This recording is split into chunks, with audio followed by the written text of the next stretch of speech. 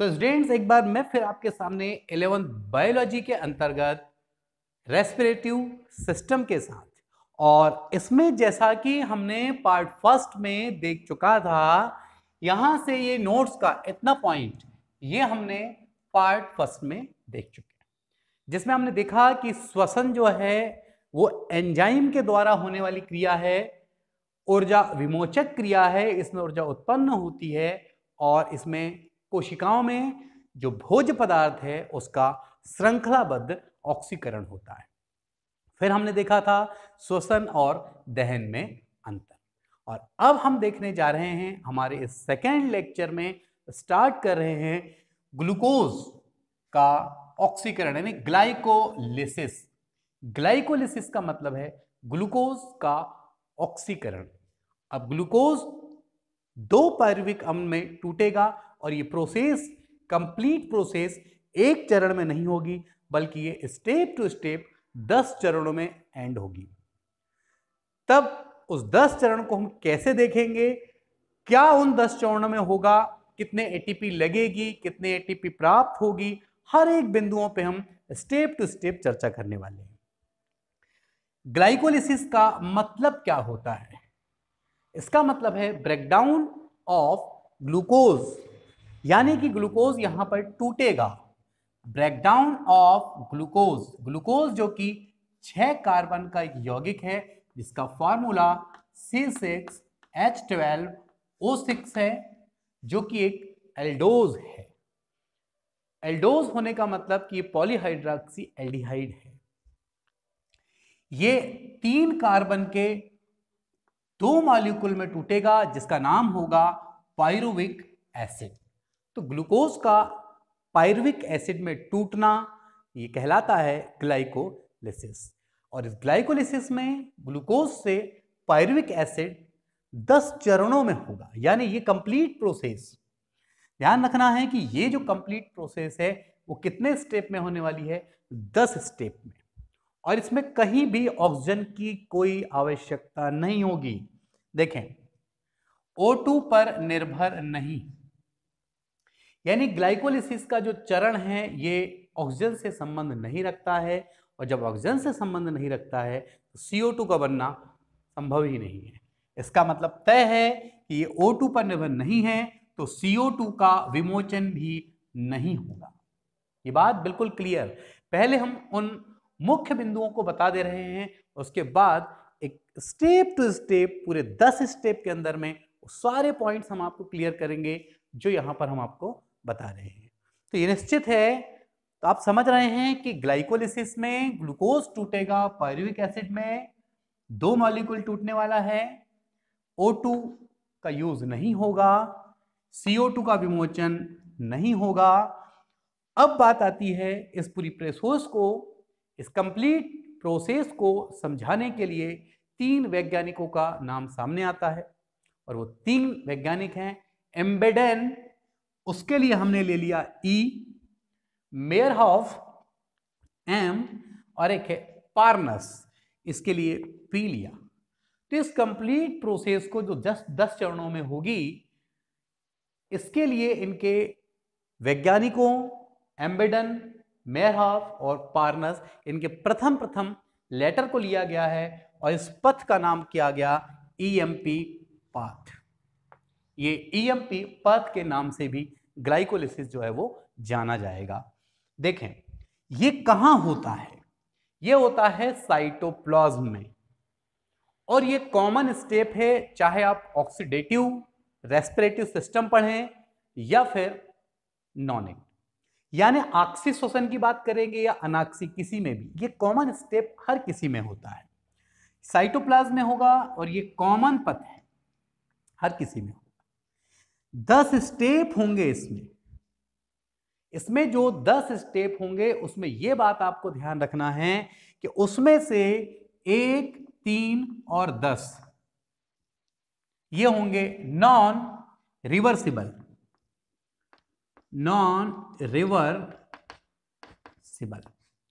ये हम आपको प्रोसेस में बताएंगे। नॉन रिवर्सिबल का ये मतलब होगा कि यहां पर एक बार यदि कोई पदार्थ दूसरे में परिवर्तित हो गया तो वो रिवर्स नहीं हो सकता, यानी अनुत्क्रमणीय क्रिया। हम जो 10 स्टेप पढ़ने वाले हैं उसमें 1, 3 और 10, 1, 3, 10 हम आपको पूरी प्रोसेस बताएंगे। पहले मोटी मोटी बातों को आप देख लें। ये होते हैं रिवर्सिबल, ठीक, इरिवर्सिबल, नॉन रिवर्सिबल, मतलब ये। अब देखें इसमें एक खास बात, S5 जो स्टेप हम आपको बताएंगे, पूरे 10 स्टेप के अंदर में आप देखेंगे कि 10 स्टेप में से केवल 5वां स्टेप S5 जब आएगा, 5th स्टेप आएगा, उसमें किसी एंजाइम की कोई आवश्यकता नहीं होगी। लेकिन बाकी जितने 9 स्टेप बचेंगे और हर स्टेप में कोई ना कोई एंजाइम काम करेगा। ये पॉइंट मालूम होने चाहिए कंपटीशन नीट के लिए। अब इस पूरे प्रोसेस में जब हम कह रहे हैं कि आप पूरे श्वसन को, आपने एक बात कहा था ऊर्जा विमोचक है, मतलब ऊर्जा उत्पन्न होती है। और उस कंप्लीट श्वसन में पहला पार्ट हम ग्लाइकोलिसिस देख रहे हैं, यानी यहां ऊर्जा उत्पन्न होगी। इस ग्लाइकोलिसिस में कितनी ऊर्जा उत्पन्न होगी, इस बात को हमें देखना है। तो मैं आपको बता दूं, यहां पर 4 एटीपी बनेगा सब्सटेंस के माध्यम से, और 2 एटीपी चूंकि यूज हो जाता है, हम दिखाएंगे आपको। 4 बनेगा और 2 यूज हो जाएगा, तो फाइनली कितना मिला हमको, 2 मिला। लेकिन इस बीच में सब्सटेंस के द्वारा तो नहीं, लेकिन NADPH2 2 बनने वाले हैं, हम आपको बताएंगे। और एक NADPH2 से 3 ATP का निर्माण होता है। तो यहां 2 NADPH2 हैं, तो 3 दूनी 6 ATP, तो 2 ATP और 6 ATP, ऐसा मिलाकर कुल 8 ATP ये होगा टोटल बेनिफिट कि भाई कितने एटीपी ग्लाइकोलिसिस में बनते हैं। तो जो बात हमने यहां आपको नोट्स में स्पष्ट की, अब इसको हम क्लियर करने जा रहे हैं स्टेप टू स्टेप। हम जानते हैं कि हम ग्लाइकोलिसिस पढ़ रहे हैं, यानी कि पहला स्टेप ग्लूकोज होगा और एंडिंग स्टेप पायरुविक एसिड होगा। ग्लूकोज से पायरुविक एसिड प्राप्त करने की जो 10 स्टेप हैं, उन 10 स्टेप को बहुत ही ध्यान से समझना होगा।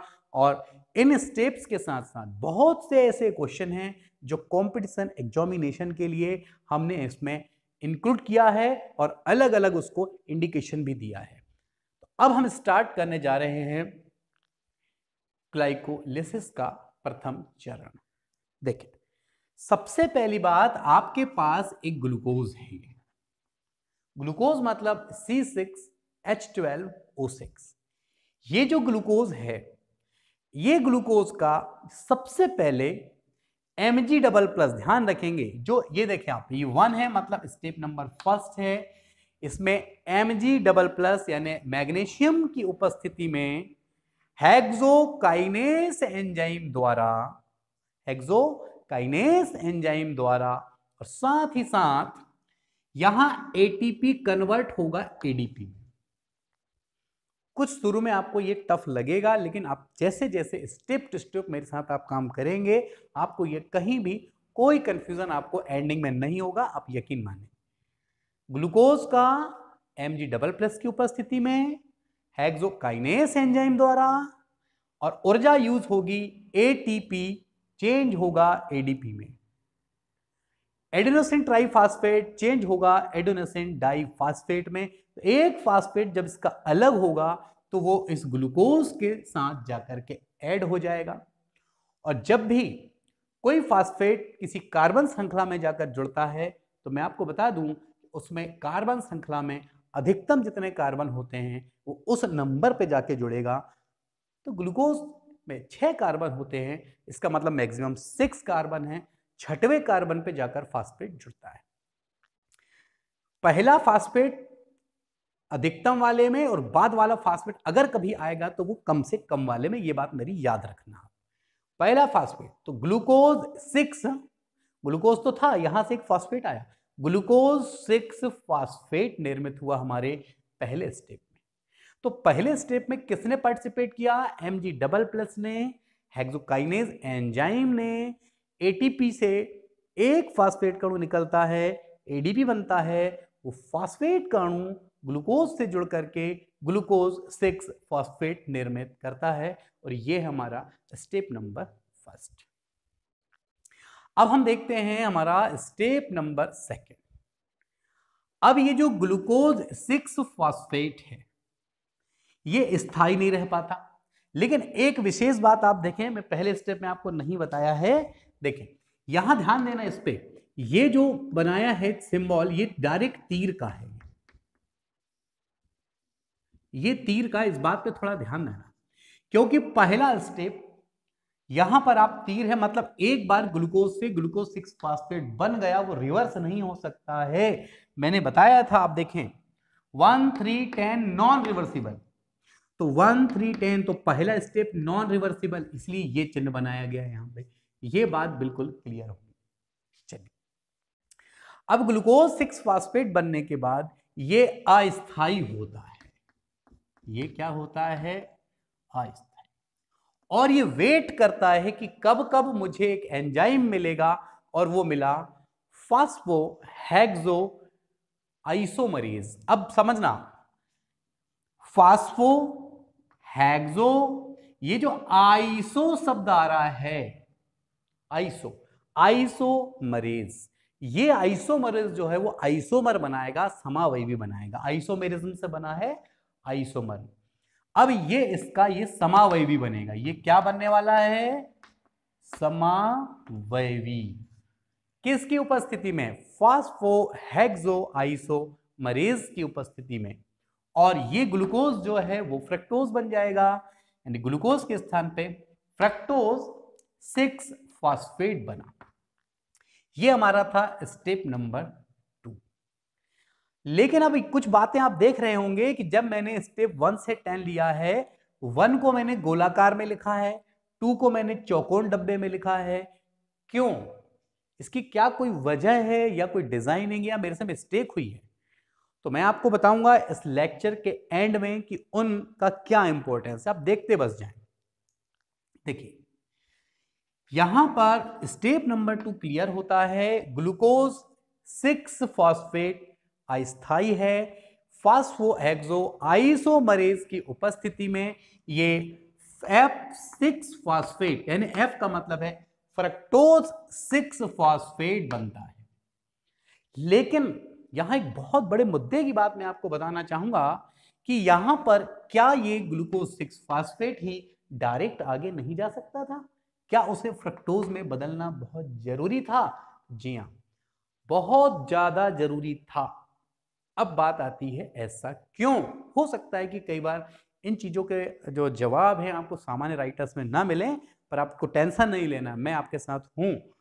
अब बात को समझा देता हूं, इसको केमिस्ट्री का कंसेप्ट है, पर मैं आपको बताता हूं, आप देखेंगे इसकी बहुत बड़ी वजह मैं बताता हूं। ये जो ग्लूकोज 6 फॉस्फेट है, इसमें देखें 1 2 3 4 5 6, यहां पर एक्चुअली डबल बॉन्ड और OOH, यहां पर ये वाला जो भाग है वो होता है CHO, यहां सबके पास होते हैं OH, और यहां पे अगर एक फास्फेट का अणु जुड़ा है, कौन से नंबर पे, 1 2 3 4 5 और ये 6 पर फास्फेट का अणु जुड़ा है, तो अगला फिर आना है, और अगला अगर आना है ना तो इस एल्डिहाइड के साथ जो कि नंबर 1 है वहां तो वो जुड़ ही नहीं सकता, और नहीं जुड़ सकता इसलिए इसको बनाना पड़ेगा फ्रक्टोज। अब आप सोच रहे होंगे सब फ्रक्टोज बनने से हो क्या जाएगा, मैं आपको बताता हूं कि जब ये फ्रक्टोज बनेगा ना तो ये दूसरे कार्बन में देखो कैसे चेंजेस आता है।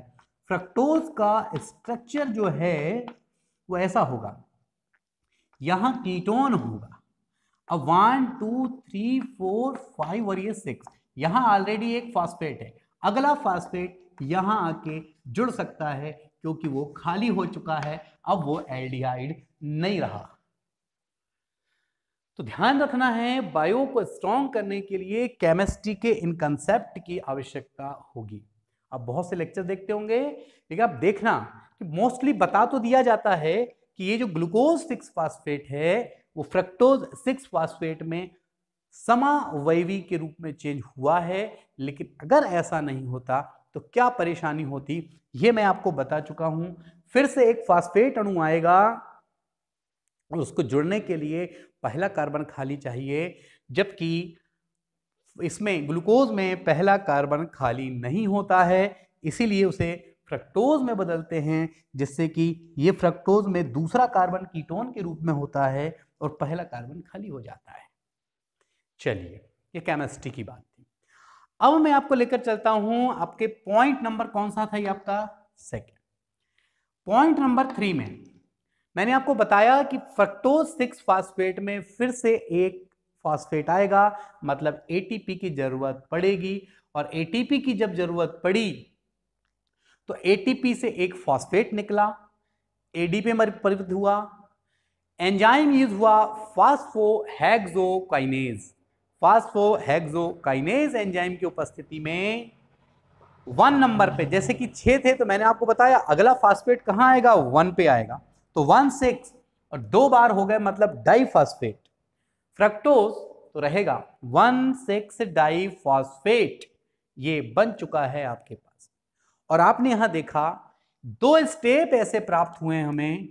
देखिए, आप गोलाकार बनाया है मैंने ये, इन 2 स्टेप में एटीपी कन्वर्ट हुआ है एडीपी में, यानी कि यहां एटीपी यूज हुआ है, यहां पे एटीपी का लॉस हुआ है।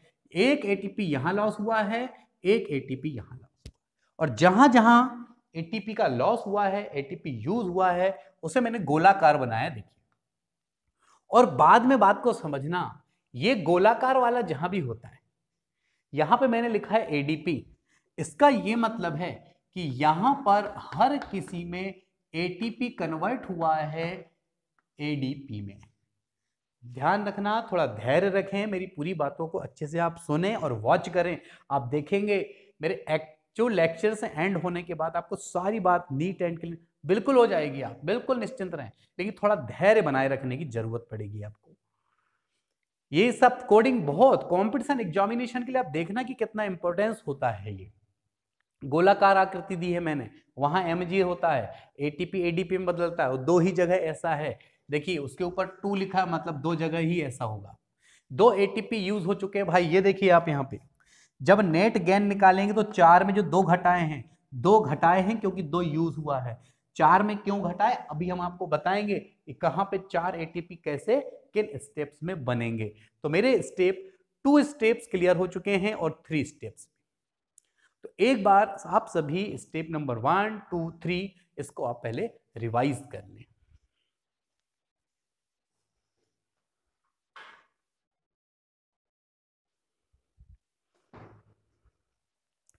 अब हम देखेंगे स्टेप नंबर 3 के बाद स्टेप नंबर 4 में क्या होता है।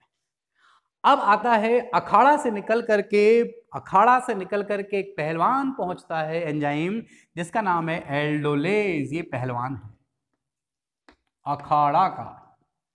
अब ये एल्डोलेज एंजाइम पहुंचते हैं और इसके अब अखाड़ा है या लड़ाई करवाएगा, अभी स्वाभाविक सी बात है। यहां पर 6 कार्बन का एक कंपाउंड है, इसे 2 भागों में तोड़ देगा, जिसमें से 3 कार्बन का एक कंपाउंड और एक और 3 कार्बन का, और इसमें जो 2 फास्फेट है, एक फास्फेट उसे देगा और एक फास्फेट उसे देगा।